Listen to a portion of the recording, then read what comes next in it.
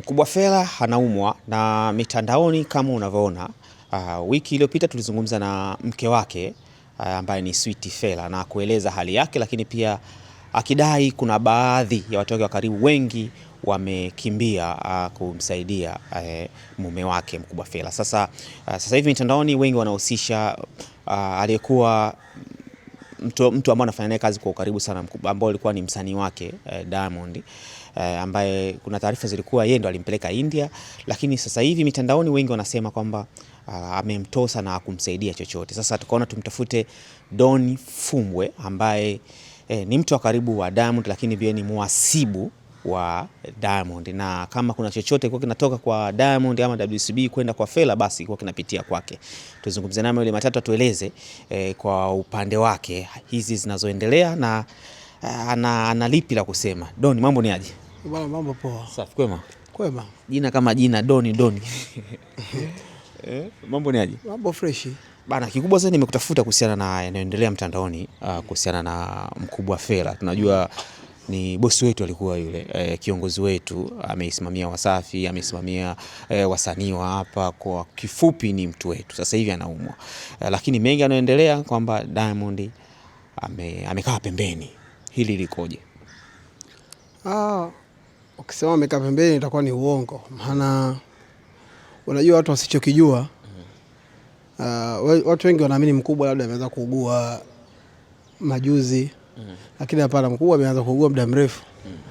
Kwa Mkubwa wakati anaanza kuugua, nakumbuka mara ya kwanza Diamond tulitoka tukiwa Diamond na timu yake, watu kadhaa, tukaenda kuna hospitali moja iko Temeke, sikumbuki jina, kama ni dispensary, lakini sio hospitali kubwa, ni ndogo tu ile hospitali. Lakini kufika pale, baada ya kuona matibabu ya pale jinsi yanavyoenda,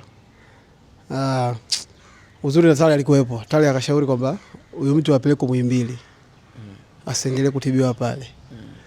Lakini sasa baada ya kwenda Muhimbili na hapo mlipigiwa simu kwamba anaumwa, ilikuwa ni ghafla ama tayari alikuwa ameshaanza kuumwa? Alikuwa ameshaanza kuumwa. Okay. Yes. Kwa hiyo baada kutoka wazo kwamba apelekwe Muhimbili, kwa sababu tunaamini Muhimbili ni hospitali kubwa sana nchini kushinda hospitali yoyote. Pale ni kila kitu kinafanyika. Kufika pale, lakini sasa kwa maradhi ambayo anaugua yeye, maradhi ya aina ile, ikaonekana kwamba lazima inabidi apelekwe Mloganzila. Mloganzila. Akapelekwa Mloganzila kubwa. Baada ya kupelekwa Mloganzila, baadaye akaja maneno kwamba kutoka kwenye familia yake kama ametelekezwa huko Mloganzila. Yes. Okay. Kama ametelekezwa. Baada ya kusikia maneno hayo, Diamond akasema hapana. Kuna kipindi mama yake alishaye kuugua maradhi kama yale, aliparalyze. Kwa hiyo akapelekwa TMJ. Akauguzwa TMJ, baadaye akamfanyia transfer kupelekwa India. Kwa hiyo akasema mimi na daktari wangu pa TMJ, acha nimhamishe Mkubwa TMJ. Diamond akamhamisha Mkubwa TMJ. Unajua pale TMJ ni sio serikali, ni hospitali ya private. Kwa hiyo unajua gharama yake wa India pale, kulala pale. Kwa hiyo pale Diamond alisimamia matibabu ya pale karibia wiki 2.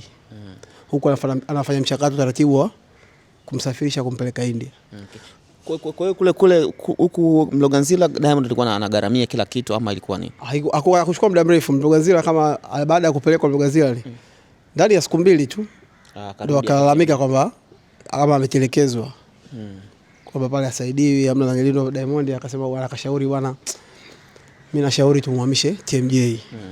Kwa baada ya kupelekwa TMJ pale takriban wiki 2 pale, lakini wakati anauguzwa pale tayari huko anafanya mpango kuhamishwa India, tena ikiwa yeye mwenyewe Diamond ametafuta daktari mwenyewe India. Kwa sababu alishakumsafirisha mama yake. Kwa akatafuta daktari bingwa India. Kwa akataratibu alivyopatikana kwa ndani ya wiki 2 zile, baada ya matibabu yale pale, na huku bili zote za pale TMJ alikuwa akilipia Diamond, na mimi nilikuwa nikilipia hizo bili zote. Kwa hapo tutapata verification hapa hizi. Ilifika kipindi wakati yuko TMJ pale, Diamond akashauri akasema, ili vitu vikae vizuri inabidi tufungue grupu, kila kinachohitajika mke wa Mkubwa Fella aseme mule, afu ofisi itakuwa na Diamond atakuwa analipia. Okay. Yani aseme mchochoke kinachohitajika. Kwa hiyo likafunguliwa group unaona group ile ambalo linaitwa Mkubwa Dawa. Okay. Kwa dawa zote zinazomhusisha Mkubwa Fella. Na ile ilifunguliwa akiwa TMJ. Sawa. Kwa hiyo kila kinachohitajika mke wa Mkubwa anasema labda leo sindano natakiwa sindano. Umeona kwa mfano hapa atakwambia labda kunataka inahitajika air matters sijui urine bottle, condom, catheter, maputo ya mkononi ya ukandamiza, shingapi anahitajika anaandika na toto yake 1.5 milioni nampatia. Okay. Baada ya siku labda kuna sindano labda kadhaa zinatakiwa kiasi fulani anatumiwa. Umeshalipata kiasi fulani kila kinanyeliwa mpaka ilipofikia safari ya kupelekwa kusafiri India. Kwa hiyo baada ya kupelekwa India kule wewe imagine India wamesafiri India watu watatu. Walisafiri watu watatu. Okay. Watu watatu Diamond akashauri. Hapo ilikuwa ni Mkubwa mwenyewe? Ni Mkubwa mwenyewe pamoja na mke wake Sweet Fella na jamaa mshikaji mmoja hivi kimi simfahamu lakini nadhani sijui ni mdogo wa mkwe wake kitu kama hicho. Kwa hiyo Diamond akashauri akasema kwa mgonjwa kwa hali aliyokuwa nayo mgonjwa inabidi akatiwe business class. Watu wote wasafiri kwa business wasiende kwa landrio. Nadhani unaijua bei ya business bei yake. Kutoka na Dar es Salaam to India na wamesafiri na Emirates. Unajua gharama yake. Nataka nikuonyeshe kitu. Sawa. Dola 400 dola 1487. Dola 1487. Hiyo ni gharama ya mtu mmoja. Dola 1000 kama ilikuwa kama milioni karibu 10 na kipindi dola iko juu sana. Kwa hiyo Diamond akagharamia usafiri wote wa tiketi zote zile kwenda na kurudi na kule napo tena ikagharamiwa hoteli zote kule jinsi ya kumlipia hoteli, matibabu akalipia Diamond matibabu ya yote aliyotibiwa akiwa kule amegharamiwa. Ukiachana na alotibia hapa matibabu yote bili za hapa zote kwa sababu mpaka anaondoka hapa TMJ pale ni zaidi ya milioni 17 mlitumia hapa. Zaidi ya milioni 17 pale tu TMJ. Okay. Kulipia tu pale.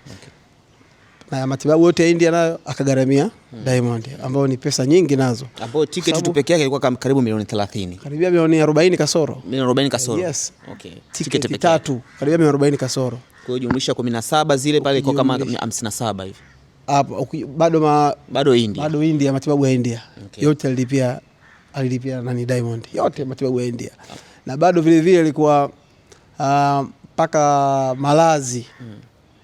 Yani malazi labda ya India ya hiyo watu wa pembeni ambao ameenda bado ilikuwa inalipwa kutokea huku sio kule. Okay. Na wakati anaondoka Diamond akanipa kiasi kingine dola 10,000.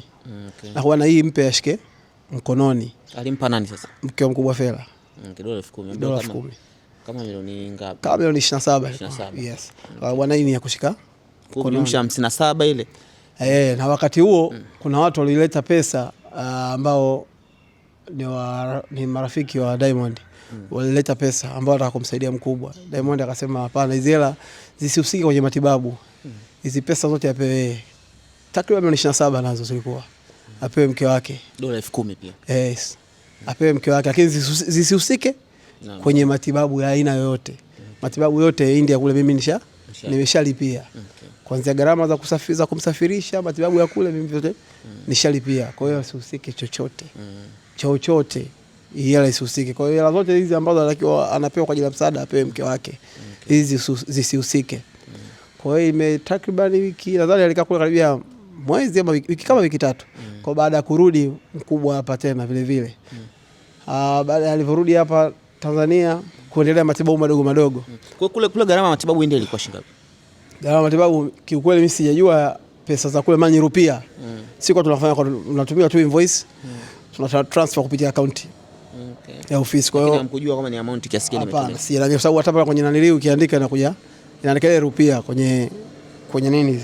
Sasa mnatumia nyinyi mlitumia kwa hela zenu labda mlijua mlitumia shilingi ngapi kwenda. Yaani kwa gharama zote za matibabu ukija ukijumlisha na yani kuanzia na Mtibwa kuanzia hapa mpaka kule ni zaidi ya milioni 100 na zaidi ya milioni 1, zaidi ya milioni 100 na okay, yani kuanzia kumsafirisha mpaka kwenda kule ni zaidi ya milioni 100 na okay, gharama ambazo zimelipiwa ambazo wamelipa Diamond, okay, milioni 100 na bado walivyorudi hapa baada ya kurudi hapa wiki ya kwanza ya pili ya tatu Diamond akaniambia mkubwa atakiwa apelekee milioni 20, mpelekee mke wake milioni 20, akapelekea mke wake milioni 20. Kwa hiyo haiko kwenye matibabu zile hela, ni hela za kunanyiliwa za kama kusaidia, yes, kuna hiki yes. Kwa hiyo ilikuwa inaenda labda ikifika baada ya miezi miwili tena Diamond anasema mpelekee tena milioni 20 nyingine. Kwa hiyo mali za nyumbani pale alipeleka 20. Yes. Kuachana na ile achana na zile zote. Okay. Yaani bado ulikuwa unapeleka. Mimi hapa nilikuwa naangalia. Ulikuwa unapeleka na unamkabidhi mkononi. Alikuwa anakabidhiwa. Alikuwa unamtumia. Hapana, unatuma vipi milioni 20? Alikuwa anapelekewa cash. Na ndio ulikuwa unampelekea. Cash. Ulikuwa mnitemeke sehemu gani ulikuwa unaenda huko? Kilungule. Wewe mwenyewe ulikuwa unaenda? Yaani mimi nilikuwa naenda na kijana wangu na bodaboda ana bodaboda aitwa Karim. Sio nipata. Labda kama mimi nikiwa mbali na mwambia bwana njoo chukue pesa hizi. Anampelekea milioni 20 kwa bodaboda. Mkabidhi kama ingia mkabidhi mwenyewe akiupa na mke wake kwa anakabidhiwa. Okay. Kwa hiyo sio mara moja. Hiyo ni mara mbili umepeleka. Zaidi ya mara 3. Umepeleka milioni 20 zaidi ya mara 20 15. Umepeleka 20 15. Kwa 55 hiyo wakiwa nyumbani. Wakiwa nyumbani. Sio pesa ya matibabu, ilikuwa ni matumizi ya kawaida. Hiyo wamesharudi kutoka India. Wamesharudi. Sasa jumlisha zote zile ukichanganya hela kama hizo.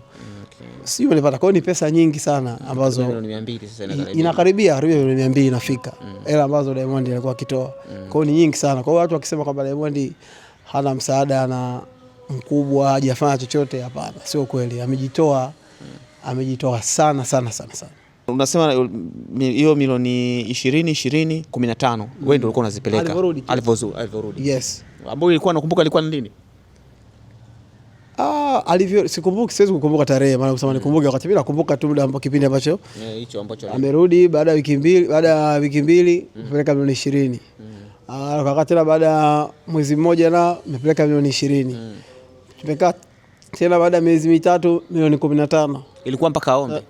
Hapana, alikuwa haombi. Alikuwa Diamond tu ananiambia bwana ifumbwe, kesho mkubwa atakiwa apeleke milioni 20. Alafu nikishapeleka yani atakupigia simu so vipi unipelekea mkubwa pesa? Na wewe nilipeleka mkubwa pesa. Unaweza ukauliza kule. Yes. Okay. Okay. Sasa mara ya mwisho ilikuwa ukumbuke ni lini mlipeleka? Sikumbuki, lakini sababu mara ya mwisho mpaka ilitokea Somali ile sekeseke la sijui apokee simu ama vipi. Baada ya kutokea maneno kwamba Diamond anasababisha watu wa karibu wa mkubwa wasimsaidie. Nadhani hapo hivi, imagine wewe kwa ulivyojitoa, mtu amejitoa kwa kila kitu hivyo, alafu anasikia maneno kwamba yeye ndio anasababisha watu wa karibu wa mkubwa wasimsaidie, wewe unafanyaje? Kwa nini mlianza kuzisikia hizo taarifa au kwamba Diamond anazuia watu wengine wasimsaidie mkubwa fulani ndio afanye tu hivyo? Ndio. Baada ya taarifa nyinyi mlikuwa mnafanya hivyo? Nyinyi mlikuwa mmefanya hivyo labda kwamba ili asiombeombe, ili kukamua bana kuliko mtu aombeombe na alikuwa ni mtu wenu, kwa nini msimhudumie kabisa? Ndio maana Diamond akaamua ajitoe kwa sababu aliamini kwamba mkubwa nimefanya naye kazi kama ndugu, kama familia, maana tumeishi kama familia. Kwa hiyo aliamini ndio maana akasema, akashauri atolewe Mloganzila amlete TMJ Hospital. Kwa baada ya kuleta TMJ Hospital, imagine kagaramia matibabu yote ya hapa Tanzania akiwa TMJ. Wiki 2 pale kagaramia kwa sababu mkubwa amelazwa pale TMJ wiki 2. Hapo karibu milioni 17. Yes, amelazwa wiki 2 pale. Wiki 2 amelazwa pale. Sio kwamba alikuwa anakuja na kuondoka, hapana. Amelazwa pale wiki 2 huko akiwa anatibiwa. Huko akiwa anafanya taratibu za kumsafirisha India. Kwa hiyo imagine mtu kujitoa kote huko. Kufanya kila kitu hivyo, alafu unakuja kusikia maneno kama hayo. Fanya sasa wewe ndio wewe. Unajisikiaje? So hamkufuatilia mjue maneno yametoka wapi na nani alizungumza hiyo? Labda kibinadamu ukisema uanze kufuatilia tena wakati ni ngumu kuanza kufuatilia, useme yameanzia wapi, yametokea wapi. Ni ngumu sana kuanza kufuatilia. Kibinadamu kwa sababu kila mtu ana shughuli zake, watu wana kazi nyingi. Lakini kama binadamu lazima ikuume. Huwezi kujisikia vizuri. Huwezi kujisikia vizuri ukiwa unaona bwana mimi natoa sana. Natoa kwa ajili yake kwa sababu mimi nikwambia ukweli. Kwa maisha ambayo nimeishi, nimefanya kazi Wasafi. nisiwe mnafiki. Kuna watu wengi sana Diamond anawasaidia, wengine hata hawajulikani. Mtu aweza akaja tu hapa ofisini akakutana na mlangoni hapo, Diamond akanambia bwana, huyu mtu amelalamika sema anauguliwa hivi na hivi, utampa kiasi fulani. Yaani ni wengi sana. Yaani wengi amewasaidia, wengine asemagi na wengine pia wa maarufu. Na mimi sio lazima niwataje kwa sababu hawataki kutajwa, lakini wengine pia ni watu ambao ni wasanii. Wengi tu ameshawasaidia, yani wengi msaada ametoa. Sababu mimi ninachoamini Diamond ni mtu wa kutoa. Yaani mtu wa kutoa. Yaani ni mtu wa kutoa sana. Yaani haiwezi kuona mtu pale anadhalilika alafu asinanyelewa.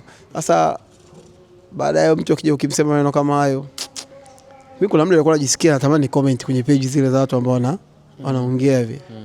Yaani natamani ni comment, lakini unaandika kuna muda afu unafuta. Diamond akipigiwa simu na upande wa kule labda kuomba chochote na nini, hapokei simu tena. Ina maana ni kipindi kile ndo aliacha baada ya kusikia maneno, ama kuna hivi karibuni imetokea? Sasa unafikiri unakuwa unasimama baada ya kusikia wewe ufanye huna msaada wote na wewe unazuia watu kwamba wasimsaidie. Sasa nadhani unajua kuna muda mwingine ukisema hivi, naambia imagine kwamba Simba alikuwa anatoa pesa haombwi na anapeleka pesa ambazo nimekwambia haombwi na anazipeleka kule. Alafu wewe unasikia maneno kama hayo, unajisikiaje? Yaani sema unajisikia. Wewe ndio unaniliu sasa, ndio Diamond. Unajisikiaje? Kwa sababu mimi mwenyewe ambaye ndo nahusika kupeleka pesa, nilikuwa najisikia vibaya baada ya kuona watu wanavyomwataki Diamond, kwanza kumshambulia kwamba kama mkubwa ametelekezwa. Wengi wanatafsiri kwamba kwa sababu kweli labda familia ina matatizo, inataka kumtumia mkubwa Fela labda kufanikisha mambo yao, lakini watu wanasema kwamba Diamond asingemwacha.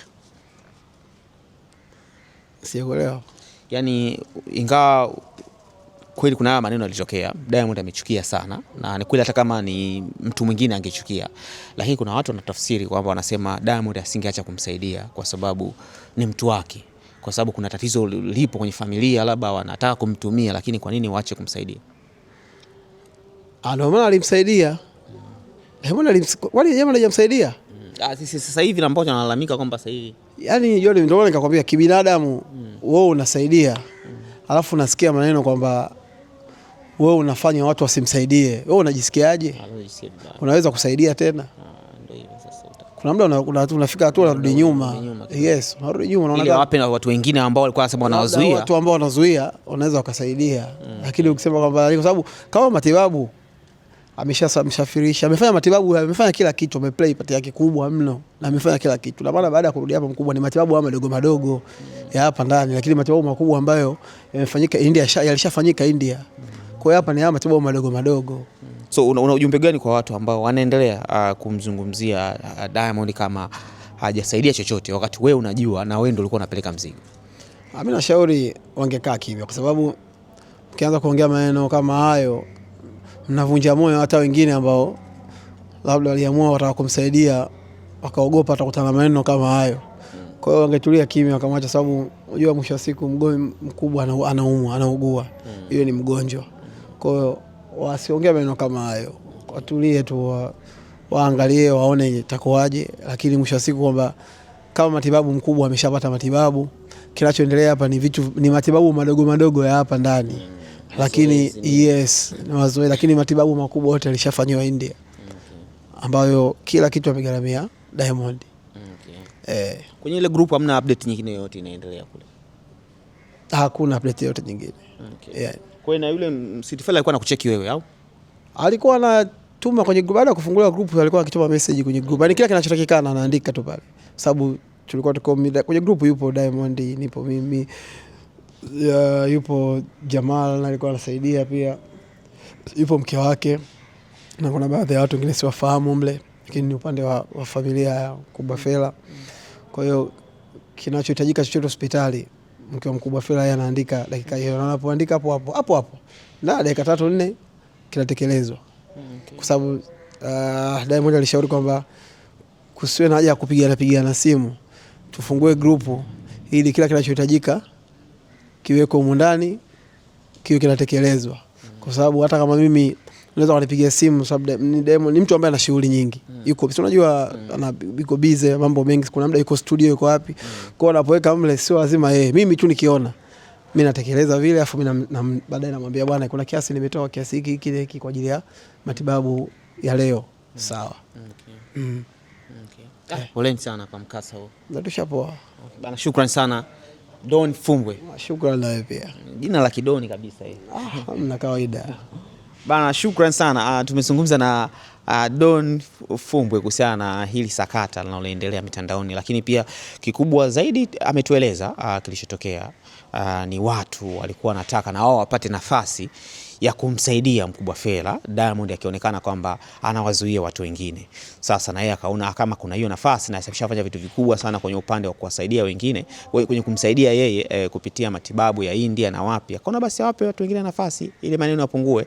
Sina la ziada, ni Yasi Ning'iti. Tunaweza kutoa maneno yako kupitia mitandao yetu Facebook, Twitter na Instagram.